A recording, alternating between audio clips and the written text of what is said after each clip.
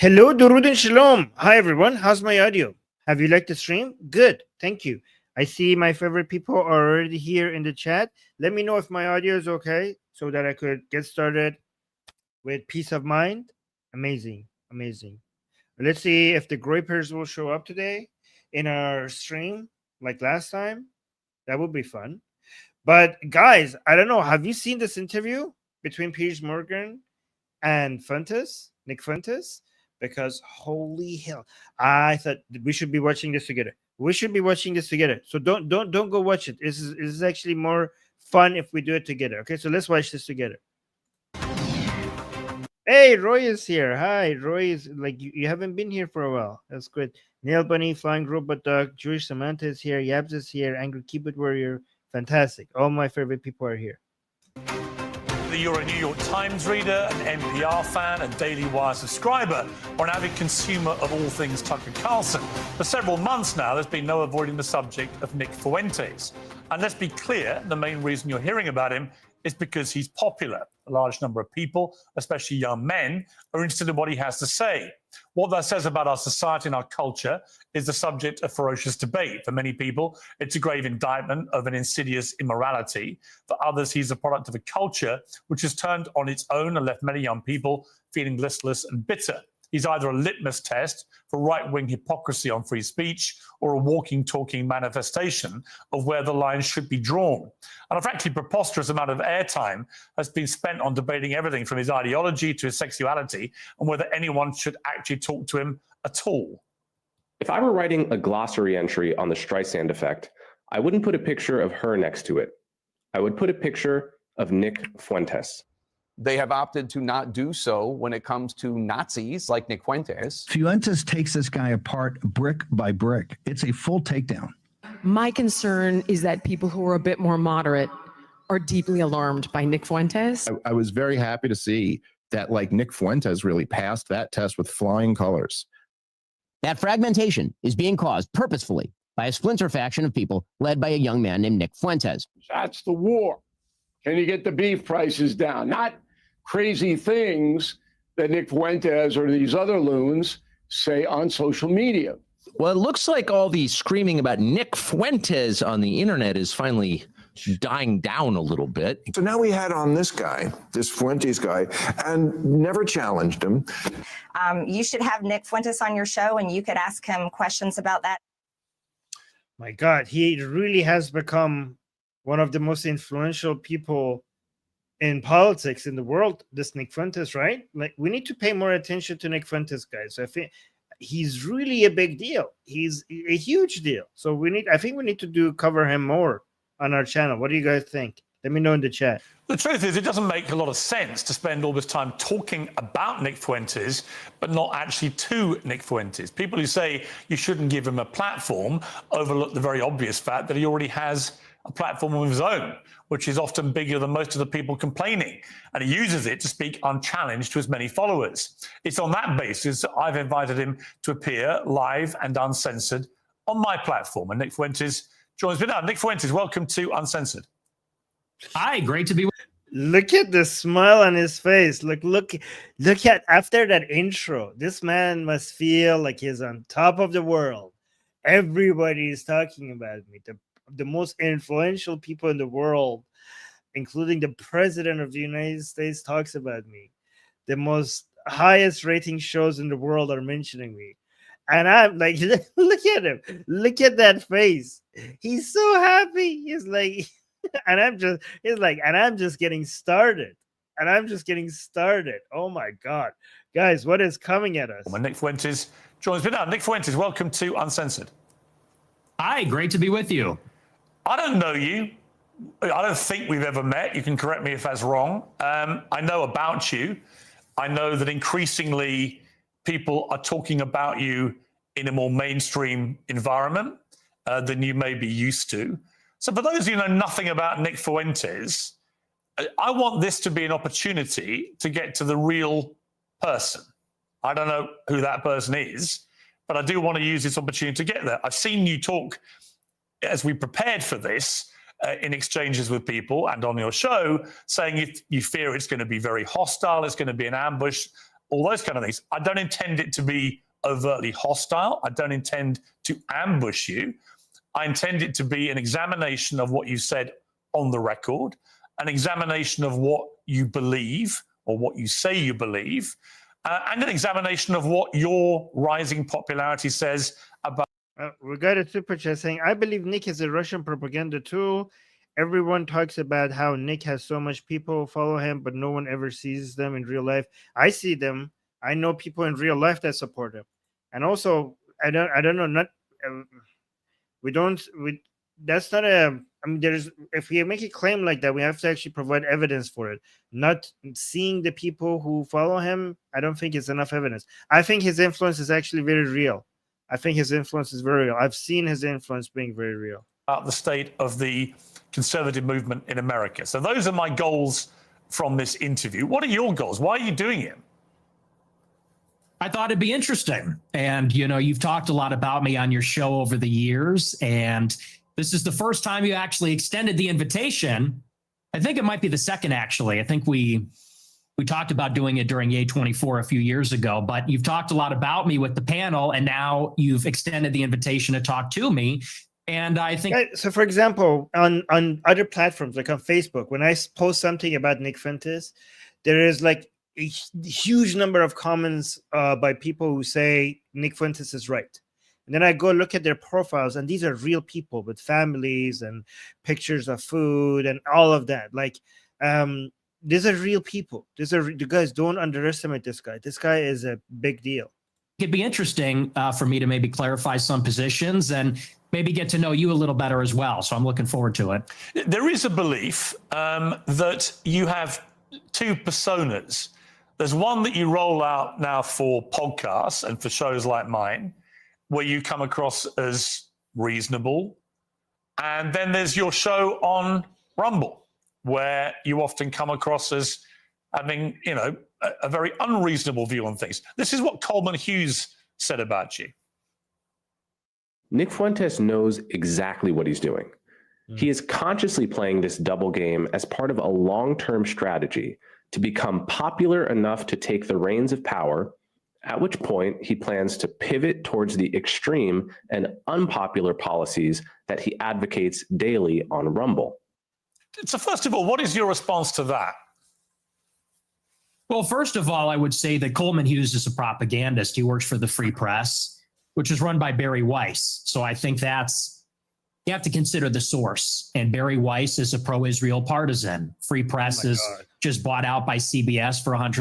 This is the genetic fallacy. Just like, instead of addressing the argument, you're just attacking the source of the information. Weiss is a pro-Israel partisan. Free Press is just bought out by CBS for $150 million by Larry Ellison or his son David Ellison. And so I think that's coming from a particular point of view. We can't pretend like that's coming from a vacuum or from some fixed position. That's coming from a propaganda outlet that's in favor of Israel. That's first. But second, I would say he is right about the two personas. And I think that everybody understands this on some level. On my show, I make jokes. And oh, it's jokes. Okay. By the way, guys, every time if you use that line of defense, if you use that as a defense mechanism, then you could basically defend yourself against everything. If there are things that you say that are jokes, and then there are things that you say that are not jokes, then nobody could call you out on anything, because whether or not it was a joke or not depends. You could basically pick and choose based on how harsh the reaction is. I use rhetoric and I'm hyperbolic because for a long time I had an audience that was small on these like dissident platforms. I was on D Live for many years. A lot of people don't even know what that is.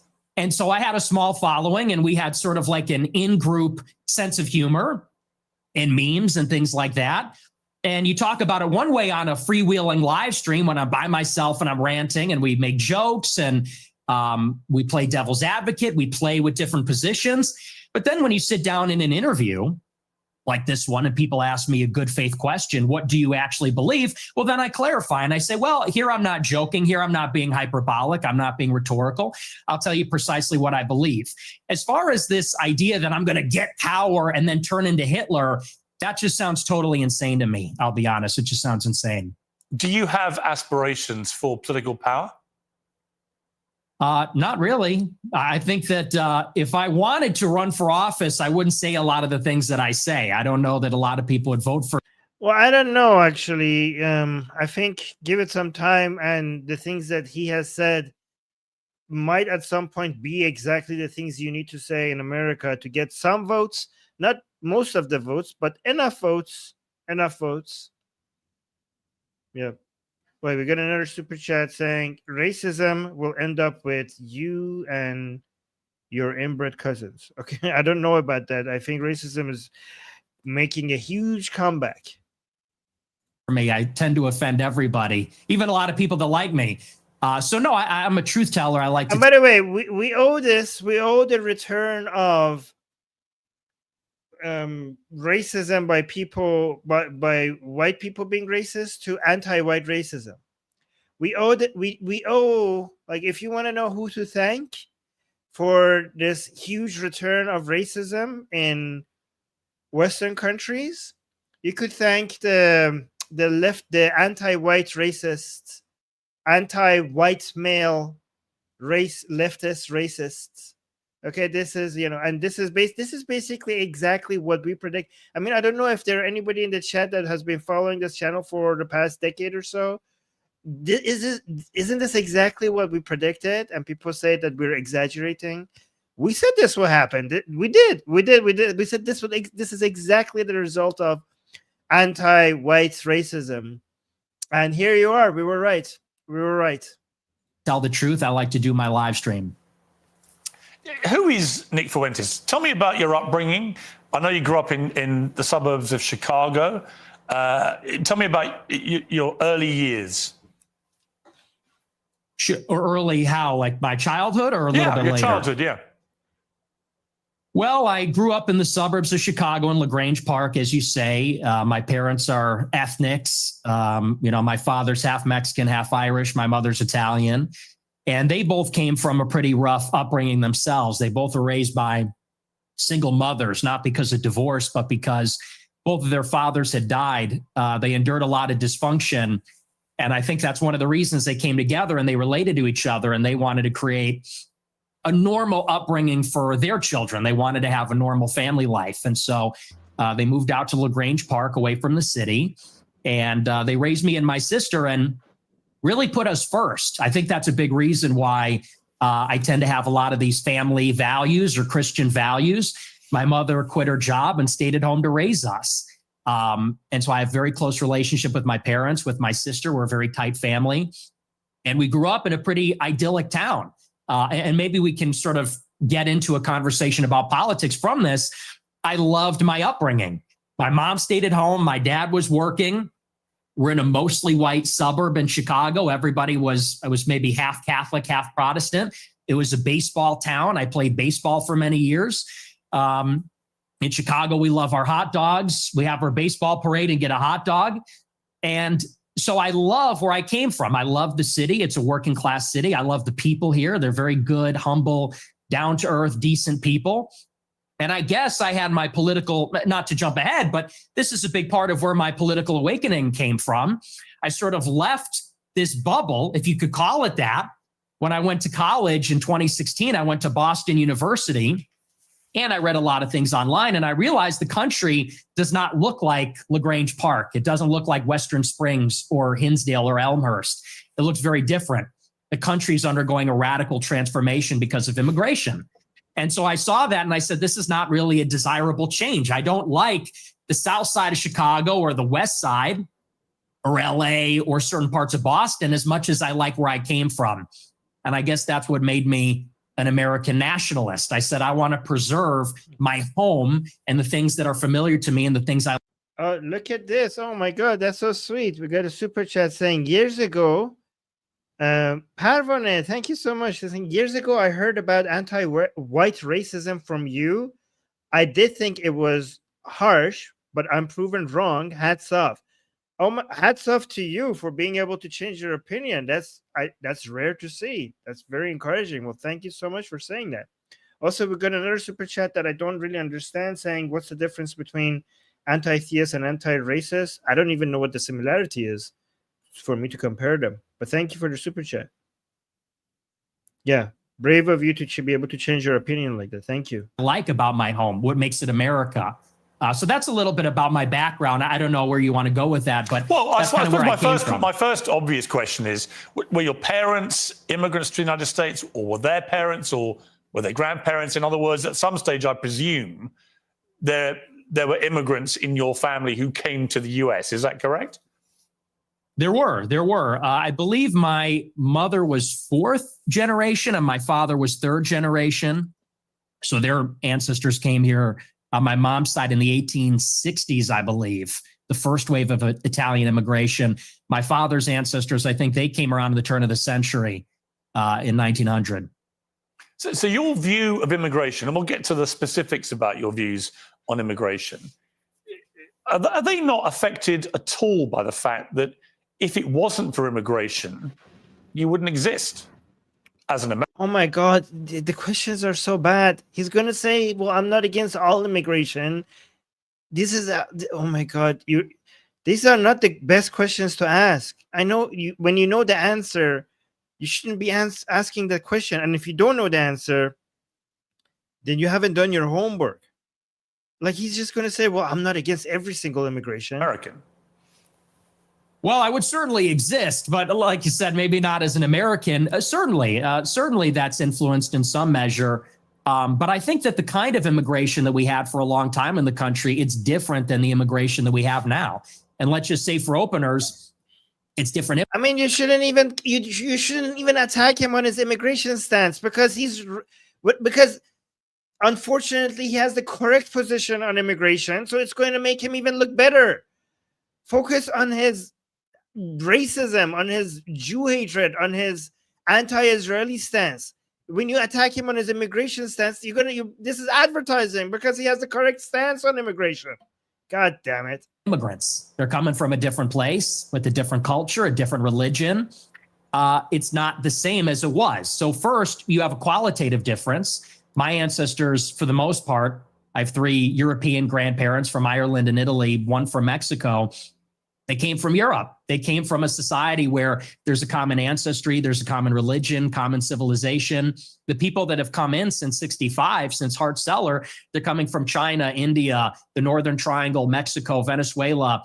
And so first, they're just different people. Secondly, it's a quantitative difference. There's way more, and it's an unceasing, always increasing wave.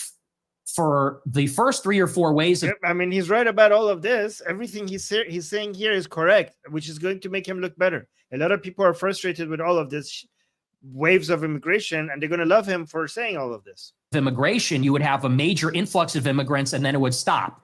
And then you'd have another wave, and then it would stop. This one, it just keeps going up for 35 years. And they're coming from the wrong countries. It's too many. So that's really where I would draw the distinction. It's too many and from the wrong places. So there is no opportunity for assimilation because of the speed at which it's happening.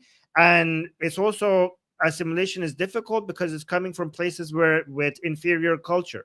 In between maybe where I originate from, I would even just simply call that immigration. What this is an invasion. It's a completely different policy. But you mentioned, can't even call it the same thing. But you mentioned Mexico in that list, and your father is half Mexican. So yeah, I mean, by your criteria, part of the invasion would include your father, presumably, and his immediate descendants who came from Mexico. Not really true, because when my father's ancestors came here, it was a small fraction of the total immigrants that came from Mexico. I don't believe that we should have 0 immigrants forever, or even 0 immigrants from non-white countries. But you have to draw the distinction. My father's father, he was here in the 40s and 50s. It was his parents, or I believe either his parents or grandparents, that came here even earlier. Up until 1965, 90% of the immigrants were coming from Europe. I have no problem with that. If we have 10% of them coming from Mexico or Latin America, maybe that's reasonable, but that's not what it is now. Now you've got everything he said so far is correct. We haven't gotten to the racist parts, but everything he says so far is reasonable. Got 10 million illegals in 4 years under Joe Biden, and you got millions more legal immigrants from China, India, Venezuela, El Salvador, and it's so many with no break for assimilation, and they're all from non-white countries. It's transforming what America is. And again, that's the distinction. That's what makes it unacceptable. I told you that's what he's going to say. He was like, well, we're not against all immigration. We just want like people from some places to be just less. You know, people are going to listen to that and be like, well, that's fair, you know? And that's why Piers shouldn't be asking these questions. He should go straight to the conspiracy theories against Israel. This part is just making him look good. I always believe everybody's a product of their environment. Right? I've interviewed thousands of people.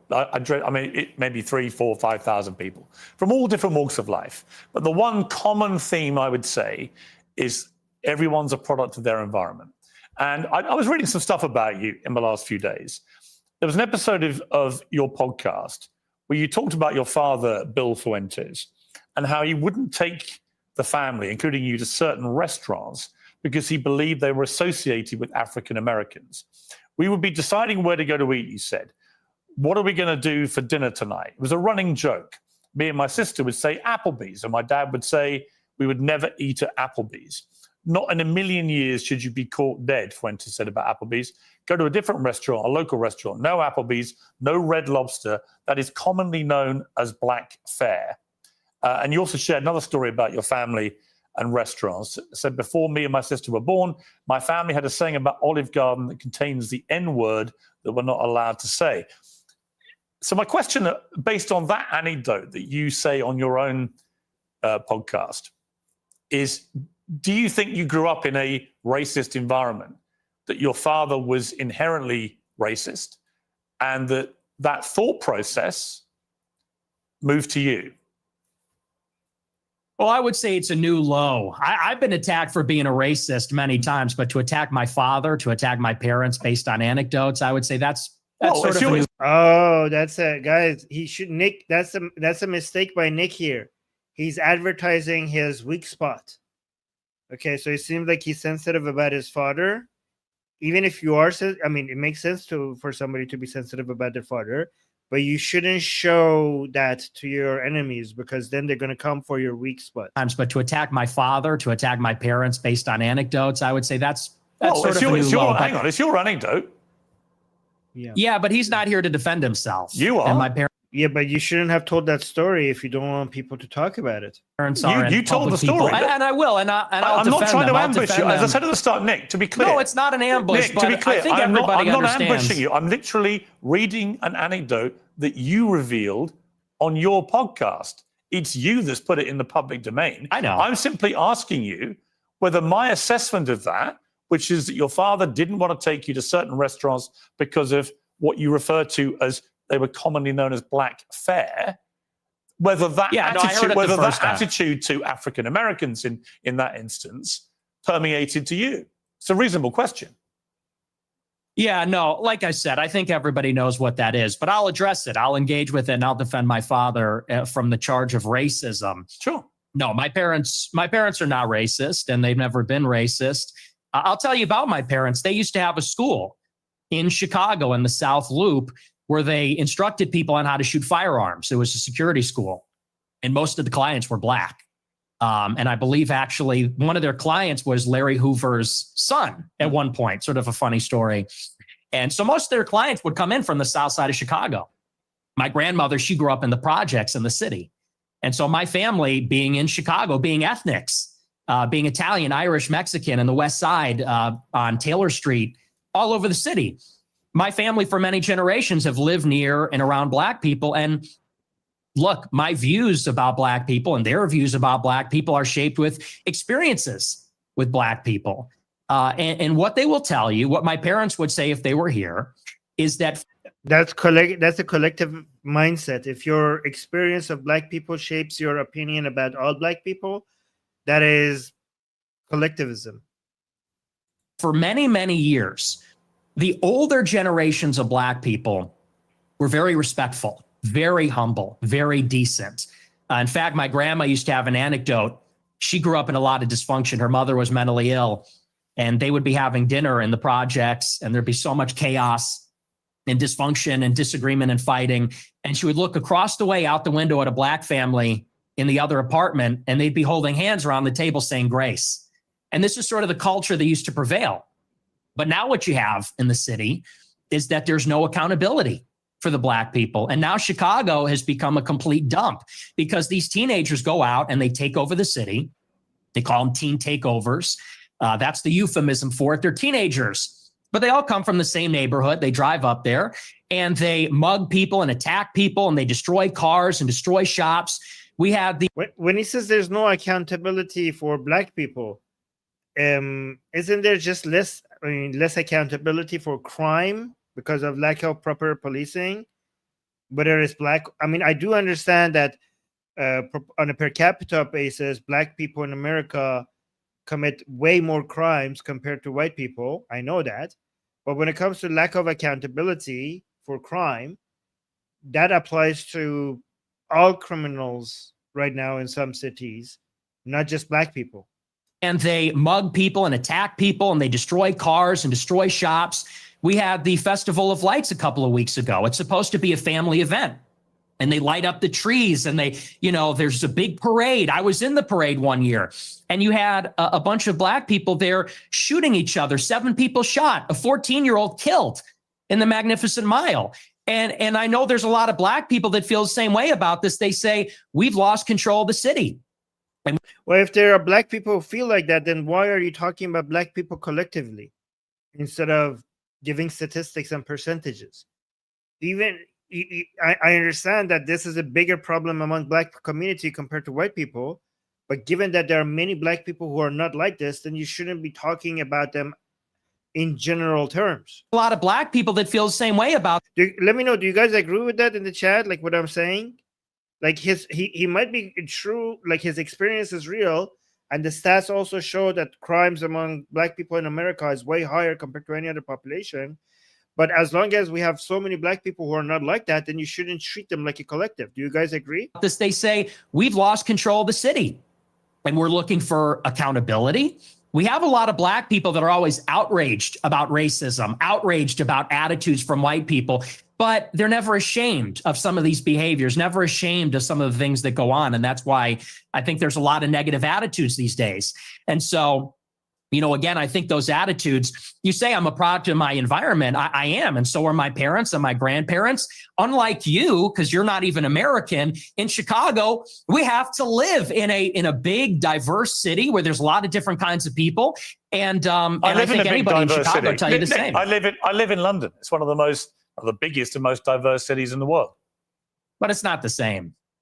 Well, actually, it's a big, diverse city. The only difference is you don't have guns. We don't have the gun violence because we don't have guns. That's a whole different story. I don't want to get into that with you. I have got into that before. You got in America. A knife problem. You got sword problems. We have problems. You have Aladdin. We have problems with violent crime. I make no pretense of it. So the idea that somehow I'm cosseted in London because I'm not in Chicago. I didn't say that. Well, you kind of implied it. But I guess my point about the environment, I'm not saying you are a product of your environment. I'm saying most people are in some capacity. Mm-hmm. When I read that anecdote, which just to remind you, it's not something I have put out there. You told this story, right? And you said that you said this. We're looping. You said this already. But you haven't really directly, I think, responded to it, which is whether your father would not take you to certain restaurant chains because he associated them with Black Americans. Is that true? No. Well, see here, if you're in America, you would say that Olive Garden is not real Italian food. Applebee's, TGI Fridays, the stuff is a load of crap. My dad was just a food snob, but no, it's got nothing to do with that. My best friend in first grade was a Black guy. We're not a racist family. So okay. So when you told the story, I'm just curious. So when you told that anecdote, which clearly on the face of it is racist, right? You're basically saying your father made racist decisions about where you would go as a family to eat. Are you saying? No. Well, I'm just going to ask you a question. Are you saying that when you told that story, you didn't mean to infer that he was racist? And do you understand why when somebody like me reads that anecdote for the first time? Oh, guys, it seems like Nick doesn't like it when his father is called racist. He doesn't have a problem when he himself is called a racist, but it seems like he doesn't like it when his father is called a racist. As I did this week, I reach a different conclusion. Well, I understand what you're doing, which is a sort of making of a murderer. How did he become racist? Well, his father didn't eat an Olive Garden because he said that's not real Italian food. Hang on, can I? What's with the interruptions? Can I explain? I'm literally reminding you of something you said. You shouldn't let. Okay, so guys, if you're on Piers Morgan, if he's interrupting you, you should just tell him, like, you should stand your ground. Like, you're not letting me actually answer your question on your show, which led me to conclude a certain thing. If I'm wrong, tell me. Yeah, it was said in jest as a humorous anecdote, and now you're trying to spin it into a narrative, which is his parents are racist. He comes from a long line of racists. And I think everybody knows my parents are boomers. Mm-hmm. And these people come, well, you're a boomer, I guess, too, in a way, 60. right? You were born in what, 19? Yeah, so you're a boomer also. Or maybe you're a Gen Xer. I suppose it's sort of on the cusp. But it's a humorous anecdote. These are kind of the attitudes of baby boomers in society, but you're trying to spin it into a narrative, which is you're a product of your environment. Your dad's racist because of this joke. Now you're a racist. And I don't think that's a fair characterization. Okay. People can make their own minds up. They can go back and listen to you say it. I mean, the beauty of what I'm going to talk to you about in this interview is that almost all of it is just going to be reminding you what you have said and asking you what you meant. Your position about that story is that it was a joke. Okay. I want to come to something else you said. This is where you talk about Jews, women, and blacks. Let's just take a listen. They're always coming up with, no, it's not the Jews. No, it's not women. No, it's not blacks. It's actually really complicated. No, it fucking isn't at all. Jews are running society. Women need to shut the fuck up. Blacks need to be imprisoned for the most part. And we would live in paradise. It's that simple. Okay, by the way, guys, if Jews are running society, can you just let them continue to do so? Because they're doing a really good job. The past 100 years has been really good. Everything has gotten better. Like the economy, people's well-being, stability, access to clean water, technology, science, access to medicine, education, everything has improved. So if that's because the Jews are running the world, they're doing a really good job at it. So let's just let them continue, please. And we would live in paradise. It's that simple. Okay. Let's actually go through the three again. By the way, guys, I see the super chats. I will respond to them. Shut the fuck up. Blacks need to be imprisoned for the most part. No. Let's go through all three one more time. Women need to shut up. What? Hold on. They're always coming up with, no, it's not the Jews. No, it's not women. No, it's not blacks. It's actually really complicated. No, it fucking isn't at all. Jews are running society. Women need to shut the fuck up. Blacks need to be imprisoned for the most part. And we would live in paradise. It's that simple. Okay, so is this a joke? Okay. Would you like to...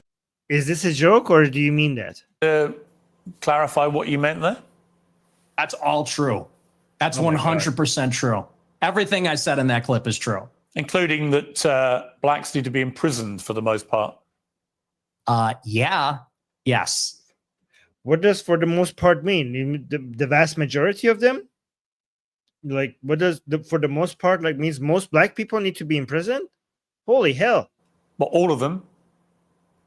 No, for the most part. What does the most part mean? What percentage of American black? By the way, guys, let me know in the chat who agrees with this. Let me know, like, because some people are saying what he's saying is 100% true. Let me know if you agree or disagree. Write down in the chat. Agree with Nick on those three, that Jews are running the world, women need to shut up, and black people need to be imprisoned for the most part. Do you agree with those three statements or disagree? Because a lot of people are saying agree. Look at this. A lot of people are saying agree in our live chat. And when I tell you the influence of Nick Fuentes is real, look at our chat. Should we put a poll? We should put a poll. Would you like to see in prison? Whatever the percentages of the murderers, I think it's 1 in 20 black men will commit a murder in their lifetime. Well, 1 in 20 wouldn't be for the most part. When you said like black people need to be in prison for the most part, 1 in 20 is not for the most part. That's a minority of them. So maybe let's say that 5%. Would you like to see in prison? Whatever the percentages of the murderers, I think it's 1 in 20 black men will commit a murder in their lifetime. So maybe let's say that 5%. Oh, so you're talking about black people who murder people? Yeah. Oh, absolutely. Yeah. But you didn't say that. So why don't you just say murderers then? Why don't you just say murderers need to be in prison instead of black people? Black people who murder people. Yeah. Oh, absolutely. Yeah. Black people. But you didn't say that. Just say murderers. You just said blacks need to be imprisoned for the most part. You didn't clarify that you were talking about black murderers. Right. No, you're right. That's a good addition to that. That's a great point. You think it's funny? Look, he has no comeback. Like what? Like, oh my God, wow, that's a good comeback. Like, why? If you want to put murderers in jail, then why don't you just say that, regardless of them being black or white? Like, what the hell? Like, what does he actually have any response to that? He's just making a joke about it. He doesn't actually have a response. Cool. I think, yeah, I do. I think it's hilarious. I think it's totally true. Do you think a black American would find it funny? You think that blacks should be imprisoned for the most part? Blacks are my big. Why are you, Piers Morgan? What kind of a retarded question is that? Just ask him if your problem is people murdering people should be in prison, then why don't you just talk about that? What does them being black have anything to do with this? Find it funny? You think that blacks should be imprisoned for the most part? Blacks are my biggest fans. I get high fives all the time. They say, Nick Fuentes, I love your show. They agree with me. And you want to know why? Here's the difference. Black people are the most victimized by other black people. You think black? Yeah, then then why would you say they need to be in prison for the most part? If they're the victim, should the black victims be in prison? Like, obviously, like, you can't, like, obviously, you know what he's doing. He's acting like he's generalizing black people. By the way, guys, I'm not one of those woke people who denies the fact that black people commit way more crimes compared to anyone else in America, right? On average, on a per capita basis. I know that. I'm not woke. I'm not going to deny statistics, right? But that, even though that's true, it's also true that most black people are not criminals. These two things are true at the same time. Black people on a per capita basis commit more crimes compared to any other demographic in America. That's true. It's also true that most black people are not criminals. These two statements do not contradict each other. You understand that, right? You understand how math works, right? So given that most black people are not criminals, then you shouldn't be speaking about black people as a whole as if there are criminals.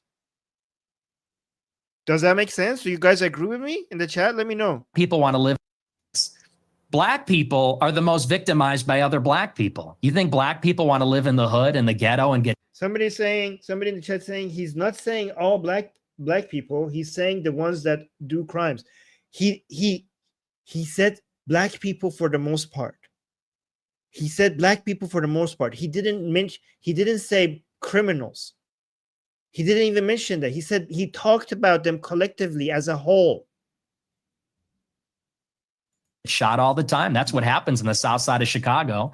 You should come here. I'll take you there. We could go to Garfield Park. My son went to Chicago Inglewood. University for a year, actually, several years ago. Yeah, that's a bubble. That's a bubble. You think you're in Chicago and Hyde Park? You don't know Chicago. Go a little bit west, see what it's like over there. And I'll tell you, black people agree with me because they're tired of it too. And maybe not most of them, but a lot of them agree with what I say about that because they know how it is. That's why the first thing they do when they make a little bit of money is they go and leave to another neighborhood. Okay, so what was just remind me again, the percentage of black men who commit murder in America. What was the percentage you gave me? It's 1 in 20. 1 in 20. It's 1 in 100. No, it's 1 in 20. No. Less than 1 in 100. I don't know what the real number is. I could check this out, but 1 in 100 is really high. Black US men commit murder. That's the most up-to-date crime statistics in America. That's not true. I've seen other statistics. They say you 1 in have? 20. Let me see. Murder or crime? Less than 1 in 100 black US men commit murder. That's the most up-to-date crime statistics in America. That's not true. I've seen other statistics. They say 1 in have? 20 will eventually commit a murder. So your rate means that you're saying that 5 times as many black men commit murder as the official crime statistics say. Yeah, there's a report, I believe, on X by Data Hazard. I'll have to go and double check that for you. But yes, there's some pretty shocking evidence that says that it's far more alarming than you would think. Okay, but you would accept that the official crime statistics are 1 in 100, or you wouldn't accept that statistic? I don't know. I don't have it in front of me, but I've seen other evidence. Like I said, Data Hazard on X, I believe, produced a report about a year ago. It said 1 in 20.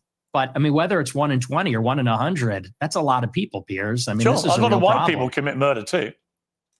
Oh my God. Well, they do, don't they? Okay, but it's about. Oh my God, Piers is actually retarded. This is why Nick is gonna look good, because Piers Morgan doesn't understand that Nick is talking about per capita. A lot of white people are commit crime too. Really, Piers? Obviously, we're talking on a per capita basis. Oh my! This is why Nick is. This is why I should be challenging Nick. These people don't know how to challenge him. Nick is going to destroy Piers now. Nick is going to destroy him. White people commit crimes too. Well, he's not. Obviously, he's not denying that. He's going to destroy you now with numbers. Oh my God. Fucking hell. It's about proportionality. I mean, white people are 65%. Yeah, exactly. Well, they do, don't they? Okay, but it's about proportionality. I mean, white people are 65% of the population. Blacks are 13%. Mm-hmm. And I think anybody would tell you that more black people proportionally commit violent crime than white people. And people vote with their feet. People would rather pay a much higher property tax. Most mass what's shootings. with the interruptions? I'm sorry. Ooh, that was so powerful. Okay, this is like guys, this is how you stop somebody from interrupting you. That was actually, I was wondering why more people don't do that on Piers Morgan's show. That was a pretty effective way to stop the interruptions. Look at this. Much higher property tax. Most mass shootings. Wait, look at this. He doesn't let him. I mean, he's not letting Nick finish his answers. I think anybody would tell you that more black people proportionally commit violent crime than white people, and people vote with their feet. People would rather pay a much higher property tax. Most mass shootings. What's with the interruptions? I'm sorry. Thank you. I appreciate that. You know, you look at in Chicago, in New York, these neighborhoods are so stratified. People would rather pay a high tax rate. They'd rather pay a much higher property value to live in a less diverse, less black neighborhood because they don't want to live around the violence. And I think that when you look at even on the public transit, the subway, the blue line, you know, people don't want to go there because they know who occupies and menaces the public transit. It is these people like Daniel Penny had to deal with. It's people like Irina Zarutska had to deal with. And yeah, but it depends on the environment. Like the problem with what Nick is saying is that even though he's right about the numbers on a proportionality and a per capita basis is right? But to then advertise a hatred or a concern against all black people is going to make things worse. It is going to make things worse. It's going to actually increase tension, and it's going to make what Nick is warning everybody against worse. So what happens is that if you want to be like, oh, Armin, but it's statistics, so we have to protect ourselves and we have to be safe. But yes and no, it depends on the environment, right? So, for example, if you're in a bad neighborhood, I could completely see why, you would avoid certain people in bad neighborhoods, right? But in another environment, like for example, in an academic environment or in the office, it would be insane to think like, oh, there's a black man there, so I'm going to avoid him for my safety. Like that is retarded. Okay, I could see why somebody would justifiably think that in certain neighborhoods, but like if you're in class in university and there are black students there and you're like, oh my God, I'm going to stay away from them because of my safety, because of statistics don't lie. then yeah, you're retarded. Okay, you're retarded. That it doesn't work like that. You have to look at the environment that you're in, and using what happens in certain environment to then judge all Black people in all environments, it's just going to increase what's happening, because more Black people are going to feel like they're not part of the society, and they're going to be driven away in more civilized parts of from more civilized parts of society into exactly gang culture and everything else that you are concerned about. You're actually going to push them into it. Let me know if that makes sense in the chat. And that's just the uncomfortable reality. You've also said you don't want to live near Black people. Let's take a listen to this clip. I'm a new generation of white person. I'm not living around Blacks. Sorry. Yeah, look, if somebody is defending him in the chat saying he's talking about certain environments, he literally just said in front of you, I'm not living around Blacks. Total. Blacks in total. Not in certain environments. Like, he's just putting them all together. This is collective mindset. This is generalization. You know, person, I'm not living around Blacks. Sorry. You know, I want white kids, and I don't want my white kids bringing home Black people to marry. It's racial for me. And yeah, like, yeah, I mean, statistics don't lie, but what if the Black person is a high achieving like he's a doctor, or he's like number one in his class? Like, what the fuck? Like, shouldn't you be judging people individually rather than like these statistics do show that Black people commit more crimes, but it also shows that most of them don't. So why would you focus on the fact that they commit more crimes than other populations and not look at the part that says most of them don't, and many of them are better than many other people? Many of them are high achieving, smart people. Like, why would you just dismiss all of them all together? It doesn't make any sense. Like, I don't want to be like, oh, stop being racist. Like, this doesn't even make mathematical sense. Like, you have to be really trying really hard to not understand how this is stupid. This is absolutely insane. Some Black people commit crimes more than other populations, so I'm just going to dismiss all Black people altogether? Doesn't make any sense. Call me racist. Oh, very Christian of you. I don't give a fuck. I mean, it couldn't be clearer, really, unless you want to say that's another of your jokes. But you're basically saying, yeah, I'm a racist, aren't you? Oh, my God. Yeah, I'm fine with that. You're fine with saying you're a racist? Totally. I think everybody's racist. I think everybody, if we're being honest, is racist. I think everybody, the only people that aren't racist or pretend not to be are white people, to their detriment. Everybody else is racist. But earlier in the interview, you got aggrieved at the idea that your father was a racist. Yeah. See, I told you guys, he doesn't want his father to be called racist. Let me see. We got so many super chats. Gation American saying America deported rocket scientist, can't pronounce that name, to the PRC due to Red Scare, and in a self-fulfilling prophecy, he like something PRC space program. I didn't understand that. Sorry. And then another super chat. I prefer quotas with Muslim, Chinese, Hindus, and Christian migrants, and force them to live with each other like in Singapore before letting them loose. I don't understand it either, but thank you. And then Steve saying, I don't know the Singaporean model. Steve saying he said he's racist because all of the crimes they commit. Yeah, that doesn't make any sense. You don't have to be like a leftist progressive and deny facts and deny statistics, but you also don't have to be like a Nick Fuentes woke right. And basically, this is being an identitarian, just like the woke left, right? The woke left denies, like, oh no, it's not true. The Black community doesn't commit more crimes. That's not true. Like, they do actually on average. But their woke right also focuses on identities, like ethnic identities, just like the woke left. They use those statistics to then judge an entire community of people in general terms, and this is basically collective mindset from both sides.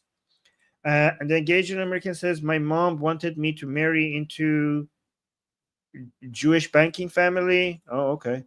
And then Amir saying Armin is one smart cookie. He is the only one who can destroy Fuentes. Let that debate happen.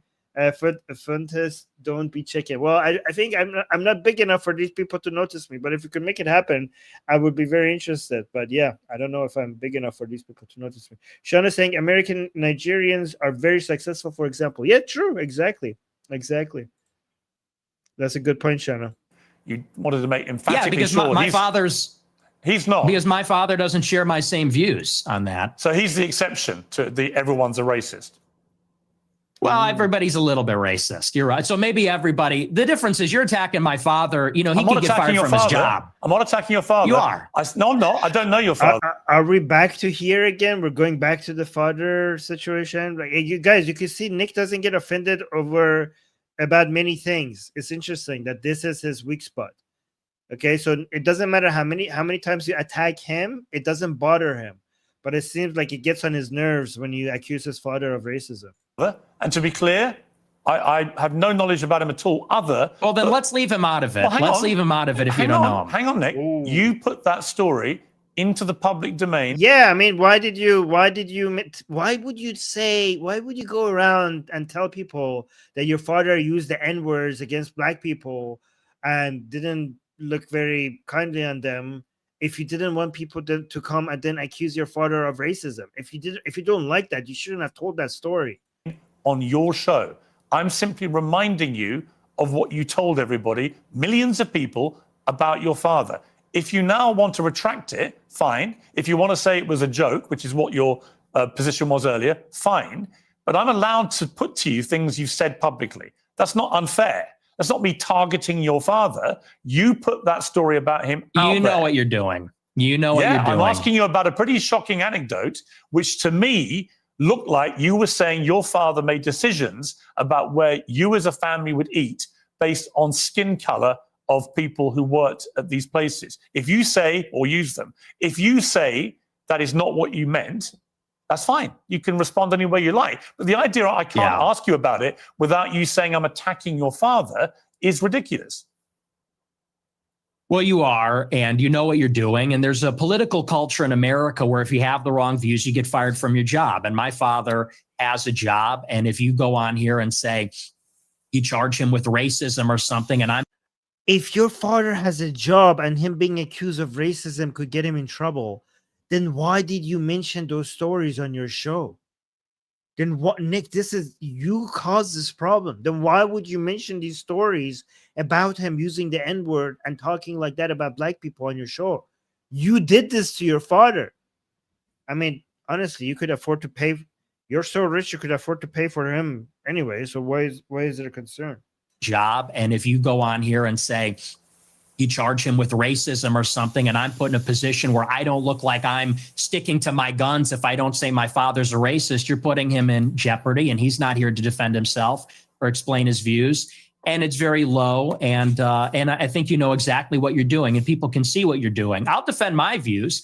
And I think that, so let's leave him out of it.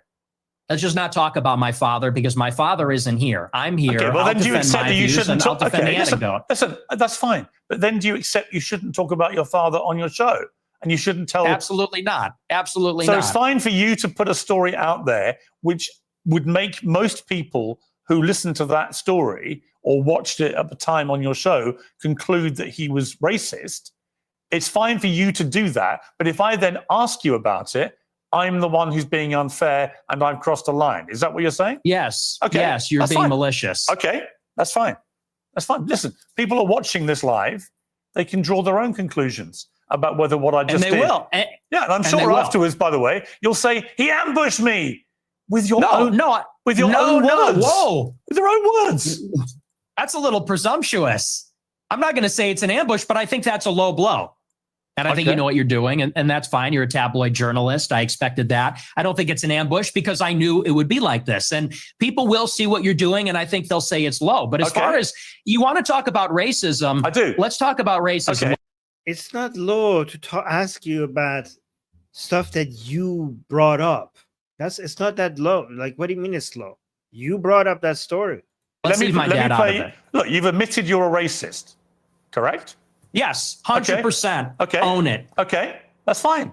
You're perfectly entitled in a free democratic society to stare down the barrel of his camera and tell me you're a racist. People can judge you accordingly. Many people who have assumed that you're a racist will now have heard it from. The word racist doesn't have any more power.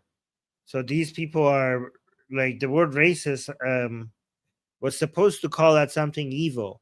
And thanks to the far left, thanks to the woke mob, thanks to the progressives, it has no, like, it doesn't matter. It's turning into a badge of honor now. So I don't know what to call these people now, given that the word racist has lost all its, it's like, what does it even mean anymore? So this is, remember guys, 10 years ago on this channel, they told you, like, when was it? Like at peak of the BLM. It wasn't 10 years ago. When was that? Peak BLM. We were telling you, like, guys, just stop calling people racist. At some point, racists will be able to grow under the cover of, you're just making it so, like, you're calling so many people racist that you're increasing the tent of what the umbrella that all the people labeled racist under will fit in.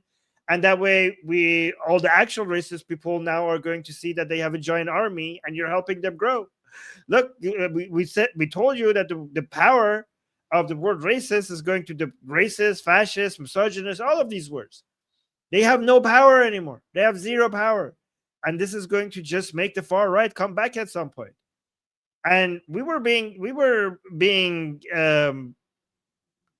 like disagreed with on both sides. Like the far left, what are you talking about, Armin? This is racist. And even people on the right they were telling us, what do you mean the far right? There is no far right. The problem is only coming from the left. And now you see, now we have Nick Fuentes. Now we have Nick Fuentes and a whole bunch of other people like him. So yes, congratulations. What should we call them? Should we keep calling them racist, or should we come up with a new word? Because calling people racist, I mean, we get called racist all the time. I mean, I bet you there's so many people who watch me and think I'm racist just because I say stuff like, yeah, black people on average commit way more crimes than any other demographic in America. To so many, this is statistics, and to so many people, that's racist, right? So should we invent a new word for these people? So that, because given that everybody's racist now, so I don't know. What do we do? Let me know. Your own lips. That's fine. There you go. That's the point. The point of this interview is to go over the things you've said, which have led people to reach conclusions about you, and to ascertain whether those conclusions are fair and reasonable or not. That's it. Thank so I want you. to play you another clip. This is what you talk about, why white people are justified in being racist. Let's take a listen to this. Okay. First, white people are every single bit justified in being racist. Every single bit justified, to the extent that that means going out of your way to avoid black people when you see them. Nope. Again, it depends on the environment. If you're in the hood, yeah, maybe. Okay. And if you're in a high crime area, in a bad neighborhood, I could see why you would do that. It makes sense. But you cannot extend that logic to everywhere else. Like, what am I supposed to do? And like in the office? Like, what if if we're coding and there's a black person coding for my safety, I have to like not work next to him? You know, in the cafeteria at my university, if I see a black kid, university student eating, should I go sit at a different table? Like, that doesn't make sense. Yeah, it depends on the environment. Stand by Absolutely. Look, listen to people that when again.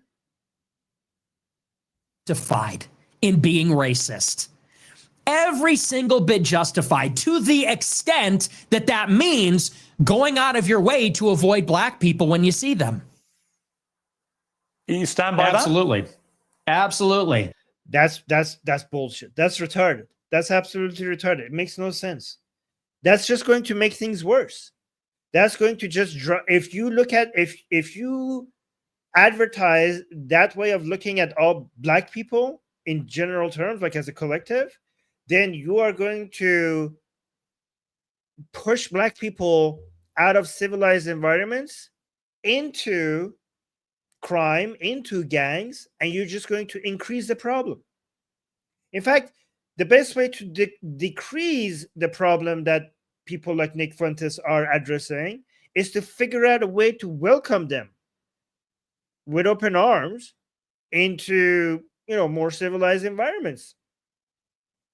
That's how you fight that. But Nick Fuentes' solution is it's not a solution at all. It's actually going to increase that problem. Let me know if you agree with me in the chat. You see them. You stand by Absolutely. that? Absolutely. Absolutely. So white people should go out of their way to avoid Black people when they see them. Well, I mean, to be fair, in some areas, well, not always. By the way, guys, let me know if you agree with me. And also the people in the chat that are saying I'm wrong and Nick is right, like, give me your reasons. You're just saying Nick is right. Nick is right.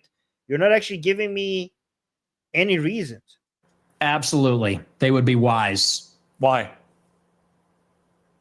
Because it's a lose-lose proposition. If you're Irina Zarutska and you don't walk the other way, you get stabbed to death and you die.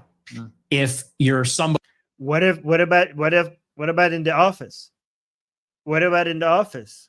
If I'm working at a very big firm, like a law firm, and I'm a lawyer, and I see a Black person, you know, Nick, in a cubicle, should I request that I go to a cubicle farther away because he might stab me? Because a Black person working in a law firm just might randomly stab me in the office? Is that what you're advocating for? somebody else, and you walk on the subway and you stand near a Black person or something, maybe it's fine. It's a lose-lose proposition. So no, I think that white people have been beaten into submission, that we're afraid to tell the truth about it. And the truth is that when you go into these major cities like New York or Chicago, I believe she was in North Carolina, there is a menace, which is young Black adolescent men.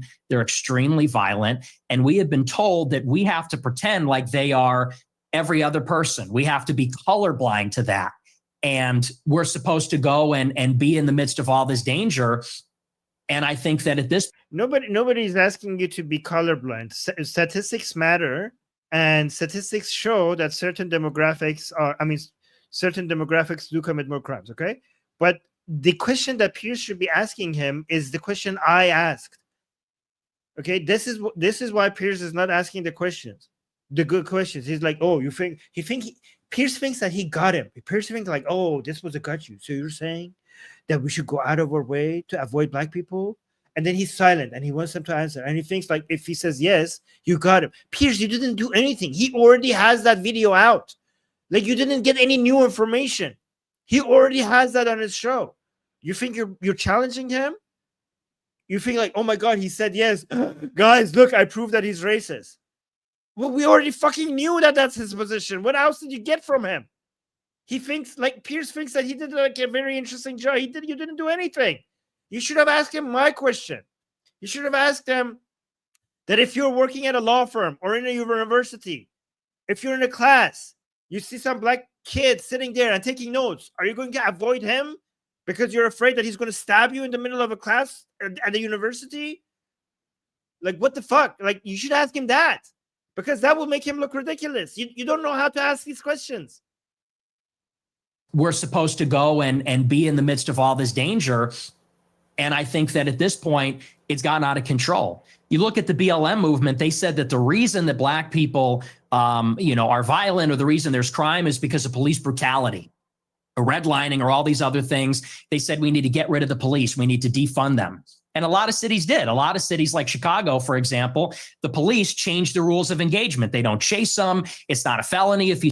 Yeah, somebody is trying to do a gotcha image in the chat saying, Armin, if you see a person shout Allahu Akbar, would you run? Okay, first of all, yes. Okay. However, that's not the right analogy. The analogy should be, Armin, in your university, would you sit next to a Muslim? You know, for example, I say that most Muslims are not terrorists, but most terrorists are Muslims. So I understand that the Muslim population, on a per capita basis, is way more responsible for terrorism than any other population. I understand that.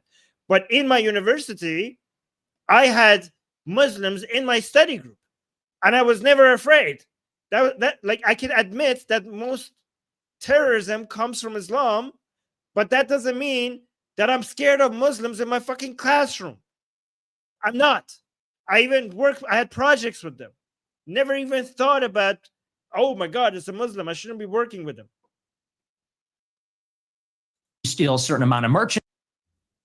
Police change the rules of engagement. They don't chase them. It's not a felony if you steal a certain amount of merchandise. They won't chase them on foot. And now the city's totally up for grabs. And now, whether you're in the Gold Coast or whether you're on the Mag Mile or you're in the worst neighborhoods in the city, you might get shot, you might get mugged, someone might run up on you. And I tell my followers, it is better to be perceived as racist or racist and walk the other way and maybe keep your life than to say, I'm a good anti-racist. I don't mind that this person's making me uncomfortable. Maybe he's looking a little froggy. I'm going to sit down because I'm a good person, and get stabbed, mugged, whatever. And by the way, this is a strategy. They call it the friendly stranger. There's a crew of them. They do this in Chicago. Yeah, but I understand that, but only in certain environments. For example, I understand that as a man. I wouldn't get offended. Like, statistics show that men, on average, are way more violent than women. So if I'm in a street, in a dark street, and all of a sudden there's a woman alone, and I'm alone with her, and she looks at me, and she walks the other way, right? I don't get offended. She's responding to statistics. She understands that she's not going to wait around there and discover whether or not I'm a threat or not. So in that environment, I completely understand why she would avoid me. Okay, so I wouldn't get offended by that. But again, it depends on the environment. If the same woman, if she treated me like that, I don't know, in the classroom or in an office, I would be like, what the fuck, right? But in that environment, I can see why she would be scared and walk the other way. This is a strategy. They call it the friendly stranger. There's a crew of them. They do this in Chicago. They stand outside bars, Black people. They approach strangers. It's a robbery crew, and they pretend to be a friendly stranger, and then they mug them. And stupid white people say, oh, hi, yeah, nice to meet you. You know, they grin, they laugh, they put up with the nonsense, and then they get mugged, or worse. Sometimes they get executed. And so as a white person, how do you feel about? See, here, what he's saying, it makes sense because he's talking about an environment that would make sense. But Piers is not smart enough to change the environment and then ask the same question. Mass shootings at school. I think they're bad. Who do you think commits the vast majority? Oh my God, of Piers! the mass shootings? I'm sure it's white. Oh my God, Piers is actually stupid. Right. Piers is actually stupid. He's focusing on one specific crime and looking at who does that the most, even though that's not a common crime. So you have to laser focus on a very specific crime to make white people the majority in them, and you think that's a win? Nick is going to destroy you. Nick is going to destroy you. If you want to compare, you have to look at all crimes on a per capita basis, not a specific crime, not a one specific type of crime. Unbelievable. Look at this. You have to look at all violent crime and compare them on a per capita basis. I think Nick is smarter than Piers Morgan, and he's going to wipe him out. Unfortunately, like, look at this. Shootings. Piers is just going to get destroyed, and it's going to make Nick look good. At school. I think they're bad. Who do you think commits? Wait, what was the question? Look at this here. Worse. Yeah. Sometimes they get executed. And so as a white person, how do you feel about mass shootings at school? Oh my God. I think they're bad. Who do you think commits the vast majority of the mass shootings? I'm sure it's white people. Right. So how do you feel about that? I think that white people do more antisocial violence. I think Black people participate in more gang violence. I think that's it. Yeah, and which one is more? Which one do you have more of? I think, does Pierre understand that when it comes to victims, one of them has way more victims?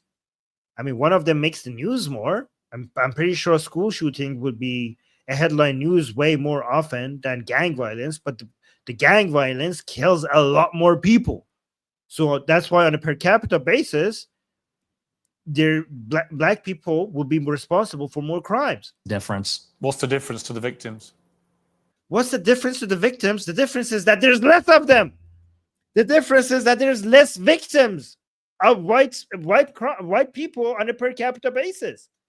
I think that white people do more antisocial violence. I think black people participate in more gang violence. I think that's the difference. What's the difference to the victims? There's less of them. There's no difference to the victim, but it's a different kind of crime, and it's a different. No, Nick didn't answer. If Nick wanted to destroy him, he should have said, "Well, there's no difference to the victim, but there's less victims." Proportion also. Do you know? Oh, I would have done better. I would have done better as Piers Morgan, and I would have done better as Nick Fuentes as well. What percentage of white people are school shooters? I know that the vast majority of mass shootings in schools in America this century were perpetrated by young white men. And what proportion? I'm curious. Proportion. I'm curious whether your advice would be to people who have kids in these schools. Is my mic working? Should they? Yeah, he's not answering. He's saying, like, look, Nick is saying what proportion, because the per capita is what matters here, right? To if you want to judge a demographic, you have to look at the proportionally how much crimes they're committing compared to those people. But I think Nick is asking that. I don't know if Piers Morgan is not answering it because he doesn't understand the question, or he's not answering it because he's trying to avoid it. And look, Nick is actually being very clever about this. He's like, hey, like, is my mic not working? That's a very clever way of look at this. He knows. Okay, that was clever. Proportion of what proportion? I'm curious. I'm curious. Proportion? I'm curious whether your advice would be to people who have kids in these schools. Is my mic working? Should they? What proportion? Should they avoid white people at school? Should people with the kids at school avoid young white men? How could you avoid white people if they're the majority at school? No. Okay. Do you know what per capita means? Do you know proportionality? I don't think Piers understands how per capita works. More black people proportionally that engage in violent crime or are involved in gangs, especially in these major cities, than there are white people that are school shooters compared to the entire white population. And everybody understands that. Two-thirds of. I don't think everybody understands that. I don't think Piers understands. Guys, is Piers being stupid or is he doing this on purpose? I think Piers doesn't understand that. Compared to the entire white population, and everybody understands that. Two-thirds of mass shootings at school perpetrated by white people. Oh my God. We get that. Oh my God, guys. Piers is making Nick look good. We understand that most school shootings happen by white people. Did you not understand what Nick said? You have to look at the per capita of, you have to look at the crimes committed by each population on a per capita basis. That's how you compare. And all violent crimes, not just a specific one of them.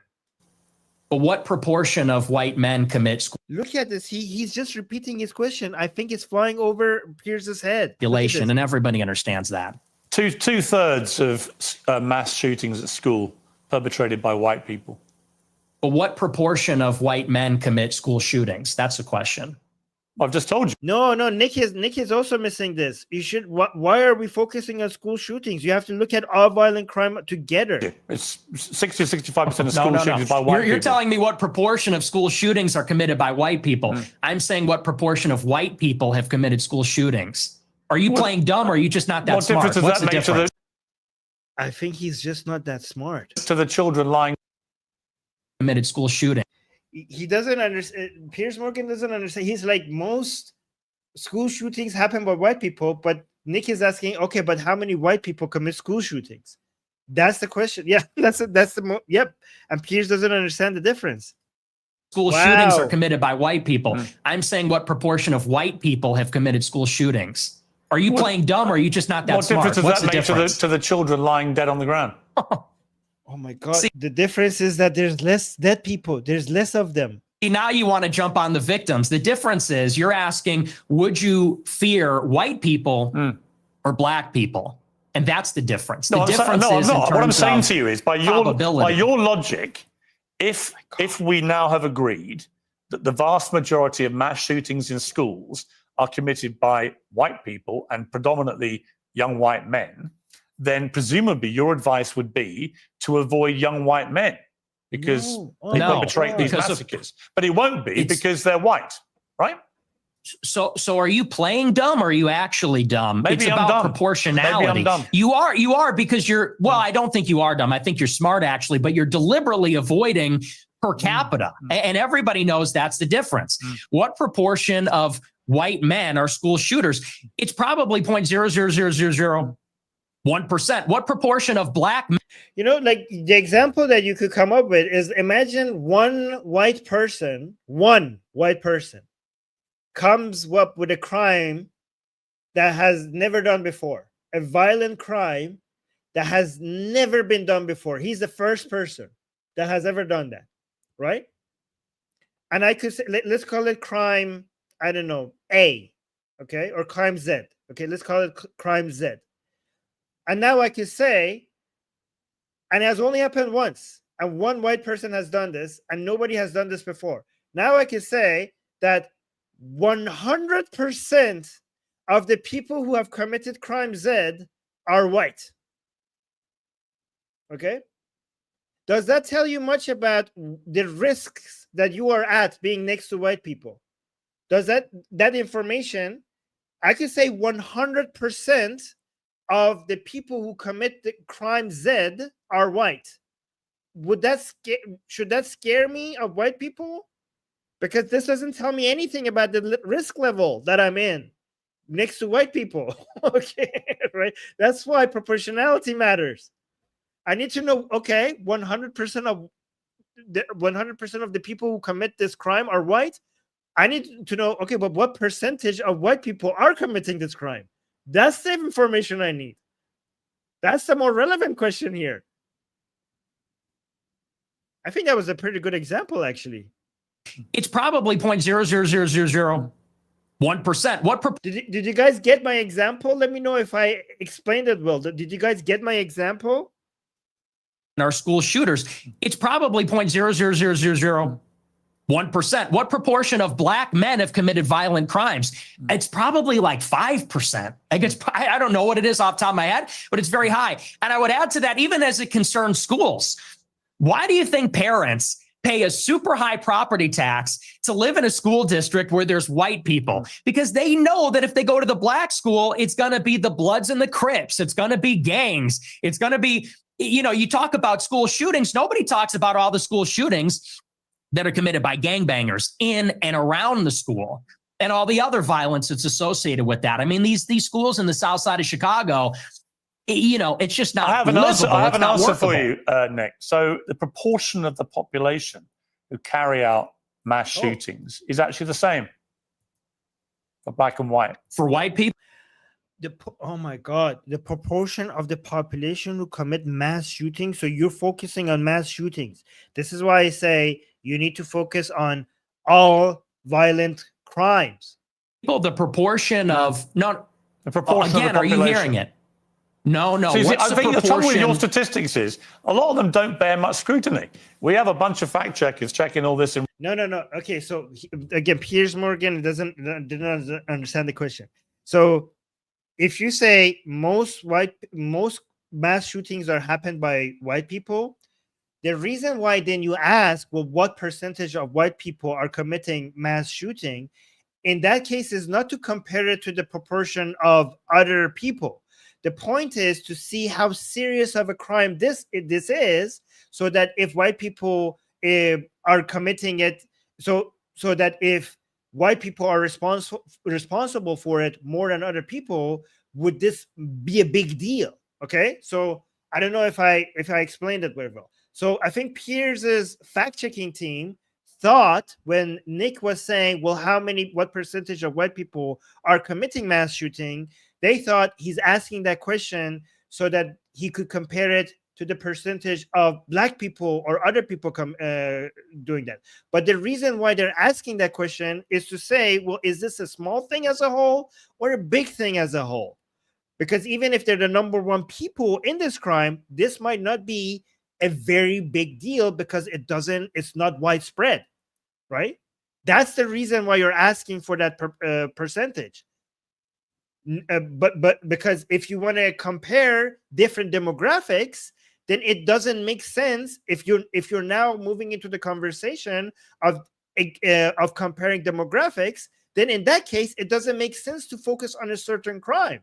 In that sense, it makes sense to look at all violent crime and then compare per capita which demographic is responsible for more of it. I think that got a little bit complicated. I hope it made sense to some people at least. Let me know if that got too confusing. Real time, because you do have a tendency to just come out with a lot of old baloney. And when you say, okay, well, it's true. And when you're confronted with reality, you don't like it. What's the figure? What proportion of white people have committed school shootings?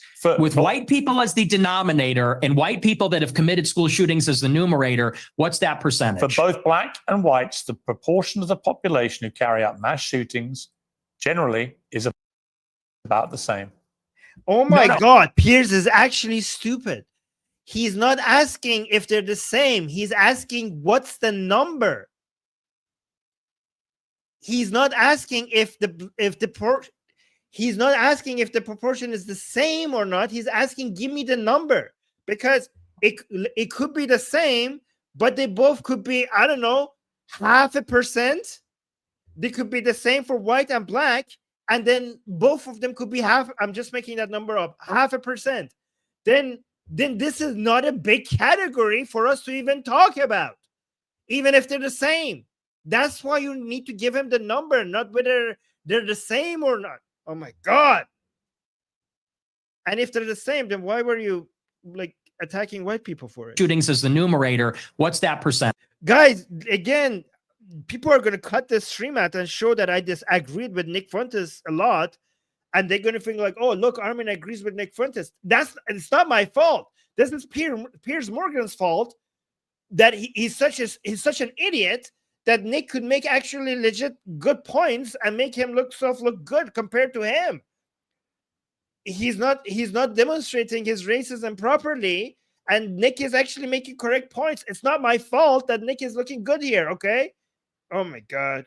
Figure, what proportion of white people have committed school shootings? Look, he even, Nick even makes the mathematical formula. He gives it to him so that it makes it easy for him. But he doesn't answer the question. Look at this. And when you're confronted with reality, you don't like it. What's the figure? What proportion of white people have committed school shootings? With white people as the denominator and white people that have committed school shootings as the numerator, what's that percentage? For both black and whites, the proportion of the population who carry out mass shootings generally is about the same. Oh my God. No. Tell me the number. He's not going to give the number, is he? By the way, somebody in the chat is saying Armin coddling Nick now. What has the world come to? I'm not. I'm demonstrating to you why Nick looks good, because people are basically trying to prove him wrong on things that he's right about.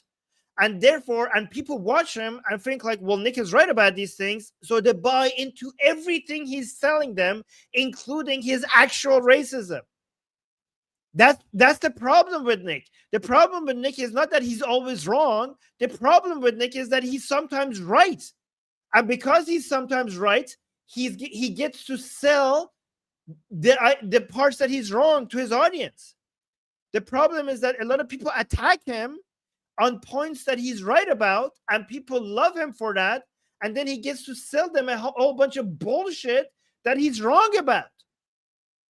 That's the danger. So if you wanna disarm Nick properly, then you shouldn't disagree with him on the parts that he's right, because then you're gonna look like an idiot, and you're not going to be able to point out the parts that he's wrong. And then the only focus of your attention is the black shootings, the black crime. You don't want to live around black people. You want to avoid black people. You don't want interracial marriage. Yep. I'm like, Piers, school shootings are not the only crimes out there. You have to look at the totality. Marriages or relationships that may produce black people. And yet, when I point out to you that there are many parts of crime in America where actually there's... Look, somebody in the chat is saying Armin is an idiot and woke. I'm woke. Like, look at these. There's some people here that look how far they have gone, that me, who used to be called a fucking Nazi for like agreeing with a lot of these stats, I'm now woke, apparently. The majority of white people that perpetrate them, you don't care. You don't have any interest in that. It doesn't exercise your mind.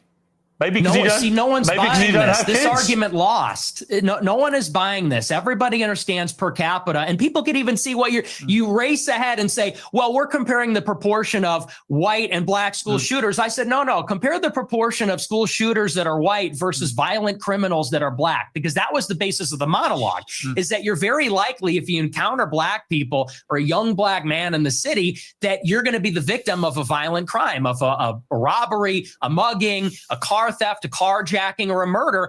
That's the difference. And it's about proportionality. And everybody sees past that because we all live in reality. You want to talk about product of your environment.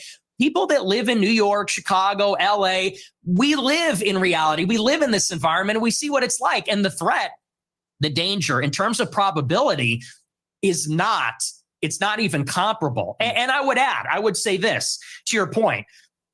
If you're in a... See, like, the problem is that he's mostly right and he's smarter than these other people, and he communicates the parts that he's right about it very well, and he's going to get more and more popular because these other people who are challenging him don't even understand what the fuck he's talking about. And then with all those right points, all of the bullshit, the poison comes with as a package with all of the correct things that he's saying. And they're not challenging him on the things that they should be challenging him on. This is such a shame. Such a shame. High school, and truly, if you see a white person who looks like a little autistic, he's got the SSRI stare, and he reaches for a backpack, people joke and say, run. Similarly, if you see a jalopy pulling up with a bunch of black people in it and they got their pants around the ankles, you're going to run also. And I'm saying the same.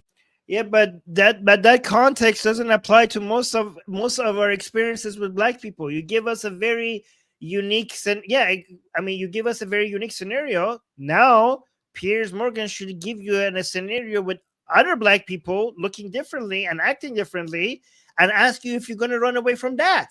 And if you say no, then you have to ask him, then why would you tell your audience to just avoid black people? You gave us a scenario of black people where I can see why somebody would want to move away from. I could give you a scenario of black people that you wouldn't feel threatened. So are you going to also run away from that? That's the question you should be asking, Piers. That's the question you should be asking.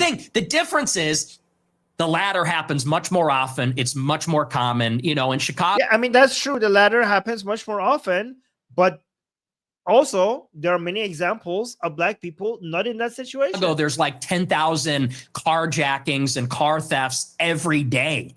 It's in the thousands. It happens all the time. How many mass shootings committed by autistic SSRI white people? I don't even know. I mean, it's probably in the single digits in the last decade in this city. That's the difference, and everybody knows that. But you're really just trying to carry water for liberal ideology. It's an ideological position. No, I'm really not. I can absolutely say, yes, there is way too much black on black crime, for example, involving guns in Chicago. And black on white also. Yes, but there is way too much gun violence in Chicago. Oh my God, Piers Morgan is just arguing on a completely different lower level of like, oh, there's too much this type of, like, of course, when we're talking about crime, any number is going to be too much. That is not the point. Of course, it's too any violent crime. You can say, well, there's too much of that. When did we talk about violent crime and say, well, actually, this is a perfect amount? We don't want this to be lower. We don't want this to be higher or lower. We need to keep the level of violent crime at this level. Like, why would you even say that? What is the purpose of saying that? That's not what we're discussing at all. We're talking proportionality. We're talking per capita to compare them. Like, well, this is too much and that's too much. No shit. Even if it happens one time, that's also too much. Like, what the fuck? That, like, he is like the level of nuance that Piers Morgan is dealing with is at a child's level, and he's no match for Nick Fuentes, unfortunately. Black Chicago. on white, also. Yes, but there was way too much gun violence in Chicago, right? No shit. I mean, it's and it's indisputable. I've got no problem saying that. The difference is I don't then lead myself into a thought process where I have to avoid all black people in case they shoot me. And you've already conceded that. Yeah, that's true, but you're not demonstrating to Nick. You're not effectively demonstrating to Nick why you are a racist. So when people hear you then say, stop using the word racist. It doesn't have me like for their audience, that's like, oh my God, you call us a racist again? That must mean that we're doing something right. Okay, so they love it. They love it. Like, what's the point of calling him that? What's the point of calling him that? You have demonstrated. He has demonstrated that he's calling himself a racist. Like, that's the point. That's what the groypers do, and it's actually a genius strategist. Before you call them racist, they call themselves racist, and they're like, well, now what? The reason why they call themselves racist is to disarm you. And they have effectively disarmed you. Into a thought process where I have to avoid all black people in case they shoot me. And you've already conceded that you are a racist. So when people hear you then say, I don't want to be living anywhere near black people, they already have heard you say, I'm a racist. So they assume you're doing that because of people's skin color. I don't think you would probably dispute that, right?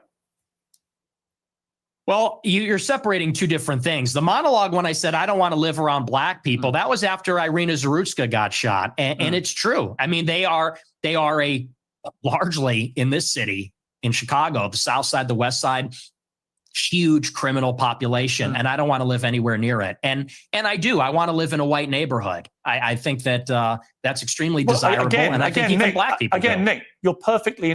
Yeah, he's generalizing. It's true that they have more crimes, but it's also true that most of them don't commit crimes. These two are true at the same time, so you don't need to avoid most of them. Entitled to that view. But when you have obviously... I mean, I would move out of a neighborhood like that, for sure. Okay, for sure. But then when I go to another neighborhood, if I see like my rich black neighbor, I'm not going to avoid him, obviously. Like if I move to a more better neighborhood that has less crime, and then I see like a giant mansion, and all of a sudden I see a black man coming out of it, I'm not like, we're moving. Obviously, I'm like, okay, that's not a risky situation. Prefaced all this by saying I am a racist, unashamedly. Then people will assume that all your thought processes about all of these issues are driven by an aversion to people based on their skin color, which is the purest personification of racism. Well, it's not an aversion. I would say it's the opposite. I like my own people. My own people are familiar to me, and I think that's true across the board. I think that people seek out other people that are like themselves, and every other group does this, whether it's blacks, Hispanics, Asians. See, that's also true. That's also true. And a lot of groypers are going to think, well, that then justifies racism. But the thing is that I think it should be okay for you to prefer your own people, like your own, even if it's ethnic, as long as you don't hate other ethnic groups. Because I think it's like, I don't feel like that much, but I understand that that's biological, so you can't avoid it. And I don't think that should be labeled as racism. As long as you don't hate other ethnic groups, I think it should be okay for you to prefer your own ethnic group. I think that should not be taboo. What do you guys think? I think it should be not taboo to prefer your own ethnic group because it's only natural, as long as we don't encourage people to hate other ethnic groups. So you could like all humans, but prefer your own ethnic group. And the reason why I say that is because if you try to go against nature and say that's bad, then what happens is that you're going to encourage people to think then this thing that I'm feeling naturally, they're saying it's bad because it's going to make me hate other races. So maybe hating other races is also not bad, right? So this is how it works, right? We have preferring my own ethnicity, hating other ethnicities. If you try to make both of these taboo, and then some people discover that the first one shouldn't be taboo, then they might come to the conclusion, then therefore the second one shouldn't also be taboo. But if you only focus on making the second one taboo, not the first one, you're going to have a better luck with that. Does that make sense? Let me know if that makes sense. So I want to taboo hating other ethnicities without making it taboo to prefer your own ethnicity. And I think you're going to be having a higher chance at being successful with that compared to just saying that both are taboo. If somebody's spamming in the chat, I think. Other people that are like themselves, and every other group does this, whether it's blacks, Hispanics, Asians. You know, I get a lot of attacks when I talk about that I'm against interracial marriage. And what's funny is that every other group is against interracial or interethnic marriage. Jews, but you're the Chinese, product of an Hispanics. interracial marriage. Yeah, I mean, that's debatable. Not Let's say really. For the sake of argument, sure. No, you're the product of an interracial marriage, and your father is part Mexican. You're literally, for the sake of argument, the very person you've just told me you want to avoid. What race is Hispanic? Is that a race? Well, what do you think it is? I mean, there is no race. We should be talking about ethnicities instead of race. I'm asking you, what race is Hispanic? Hispanic, of course, it's a race. It's called Hispanic. It's a mix between two races. It's a mix between indigenous Americans it's not white, and Europeans. though, is it? It's not white. Well, you're more of a racial purist than me. You got like not a really. You just keep saying you only want to live in a white neighborhood, but you're literally from a mixed race background yourself. You've literally got Mexican blood. I know, and I live in a non-white neighborhood too. I'm trying to get out of here, though. But I'm trying to get out. But here's the thing: Do you have any non-white? Do you have any non-white friends? Genuine question. Most of my friends are non-white. Most of my friends are not, and non-white people love my show. How many are black? The honesty. How many of your friends are black? Many of them, like at least a dozen. Wow. Ye being one who you know, Sneeko being another who you also know. Yeah. So how do they feel when you say you just want to be away from any black people, walk away from them? Well, you know what Ye told me? I'll tell you verbatim what he said, that it doesn't come from a place of. Oh my God, they cut that part out. They cut it out. What did he say? It must have been really bad. Ye told me, I'll tell you verbatim what he said, that it doesn't come from a place of, and you use the word aversion. That's the first thing I'll actually dispute. Okay. It's not an aversion on the basis of skin color, because that would seem to suggest it's like a stubborn, irrational bigotry. I don't consider myself a bigot. I consider myself a racial realist. I'm realistic about how the races are, and I speak. Wait, isn't this Piers Morgan Uncensored just censored what Kanye West said? Look at this. The name of the show is Piers Morgan Uncensored, and they just censored. Did you guys saw they cut that part out? They censored it on the Uncensored show. Provocatively about it, and I speak provocatively about our tribalistic instincts and tendencies as human beings. And I'm not a liberal ideologue that says that over time and with enough education, we're all going to see this great brotherhood where we're colorblind and everybody's the same. You know, I don't think that's ever going away. I think that race is real. It's not just skin deep. It matters to us and it matters to each other.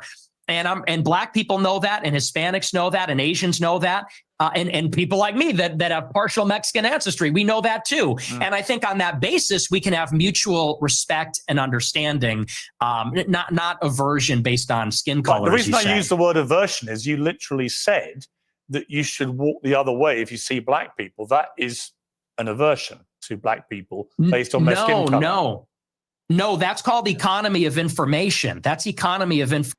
I mean, come on, Nick. That is aversion because you could say it is aversion, but due to the economy of your information, the economy of information. That's safety. And I said in the same monologue, if you watch it, it's like, I feel sorry.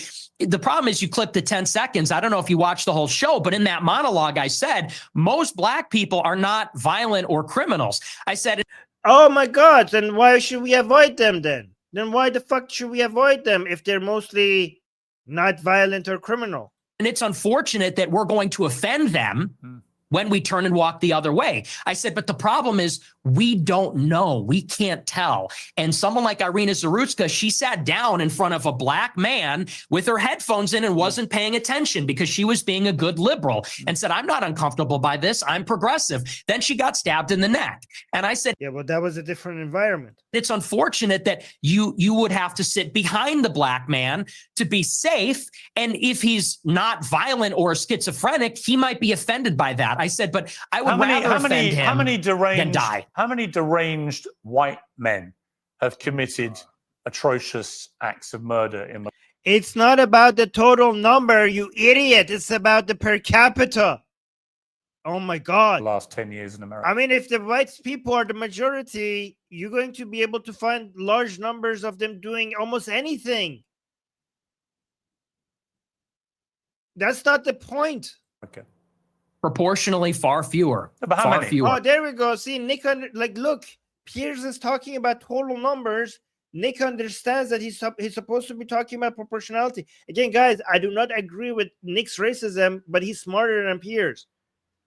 Murder in the last 10 years in America. Look at the question. This is so stupid. Piers is not smart. But I would rather offend him than die. How many deranged white men have committed atrocious acts of murder in the last 10 years in America? Proportionally far fewer. But how many? Fewer. How many? Do you know how many? You have a research team. You pull it up. I mean, you're very big. How? Look at this. This is such a stupid gut shoe. When you're asking people to just remember stats, like Piers, you wouldn't even if you have that report, you wouldn't remember that number. Like this, like just tell us how many. Just you don't know it. Oh, so why wouldn't you know it? You don't have the information. Who would remember these numbers like that? You're obviously extremely exercised by that one story, which was horrific for the record, absolutely horrific, and should never have happened. The person who perpetrated that evil act had a string of previous offenses and should have been picked up more, and it should have been amplified more. I completely concur with all of that. But I just suspect you have no idea how many white people have. It doesn't matter how many it has been. It only if you want to find problems, if you want to solve problems, you have to look at proportionality to find the key factors that are the cause of something. You don't look at total numbers to figure out the causal relationship between two things. You look at proportionality. So why would I even know that number? Why would I even care about that number? If I want to find the cause, I look at proportionality.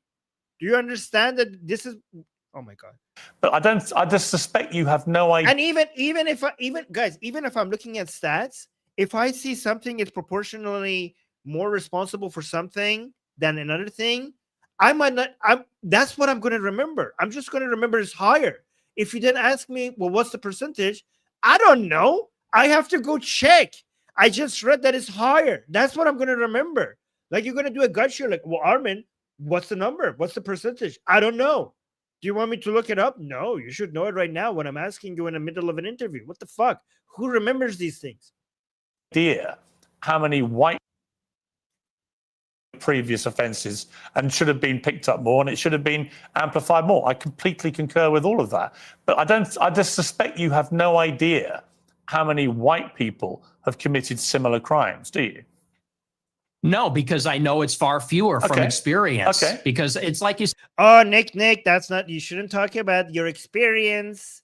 Personal experiences are not evidence. I mean, why would you, Nick? This was such an easy win for Nick. You should just talk about stats. Why would you appeal to personal experience? Why would you appeal to personal experience when you have data? Like Nick has in this argument, actually, Nick has data on his side. Like he shouldn't lose this argument. This is really easy to defeat Piers on this point. So why would you appeal to personal experience when data is backing your points? Said. Well, and hang on. And I would add to that, you know, Irina Zarutska wasn't the first one. That was also after Austin Metcalf was killed in Texas. Sure. After But Carmelo how many Anthony times has it stabbed been him in the perpetrated neck. by white people? Well, hang on. Let me finish my point. But you're And then not implying that only white did- people don't do this. And my point to you, Nick, He never said, oh my God, this is horrible. I don't want to be agreeing with Nick, but this is not my fault that I'm agreeing with Nick. It's because Piers is asking stupid question. He never said white people don't do this. Oh my God. Guys, it's not my fault. It's Piers' fault that is making Nick look so good. It's not my fault. I promise you it's not my fault. Well, hang on. Let me finish my point. but you're And then not implying that only white did- people don't do this. And my point to you, When did he imply that white people don't do this? He literally said white people do this when you asked him who commits most of the mass shootings. Oh my God. Nick Okay. Fuentes, is of Yeah. course, Oh, I never said white people don't do it. deranged white people commit heinous acts. But you don't either No know. disagreement. You neither know nor care, or maybe both. Maybe you do know but don't care. You only seem to be focused on black people who commit crimes. And again, if you hadn't prefaced the whole debate about racism by Guys, please don't blame me for agreeing with Nick Fuentes, okay? Because it's Piers that is asking stupid question that is making it easy for Nick to wipe the floor with him, okay? Please, like, do understand that I think Nick Fuentes is a dangerous, really dangerous person that is poisoning the minds of many young people in America, and he's a force to reckon with, and there needs to be proper pushback against him. Okay, just because I'm agreeing with him is because of the questions that Piers is asking, not because I like this guy. openly conceding you are a racist, I could read other connotations into what you've been saying. But once you've said, I'm a racist, and then you only talk about black crime, I think people can watch this and they can say, yeah, he's a racist. And everything that he says about crime is driven through the prism of being a racist who judges people according to their skin color. Okay, I need to do the super chats. By the way, guys, we're gonna go and discuss maybe this and other things in our group discussion group.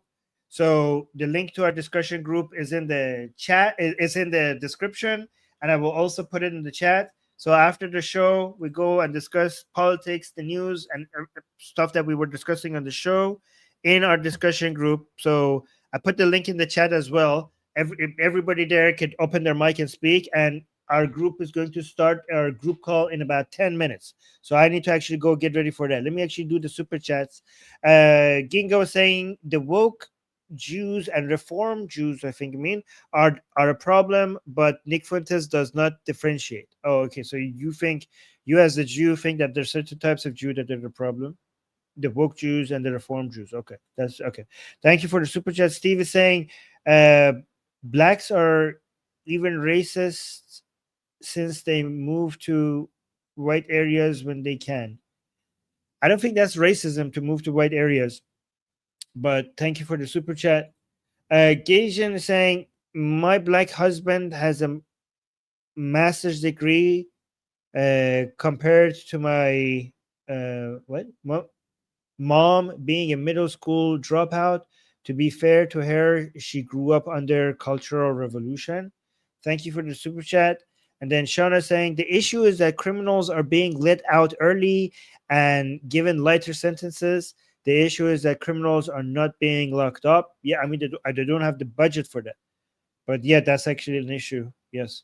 And then we got a super sticker from Misty. Thank you so much for the super sticker. And then Shauna was also saying white is an abstract category. Both black and white have been redefined over time. Yes, these are the lines between these are very vague, and nobody has a very specific definitions for any of these.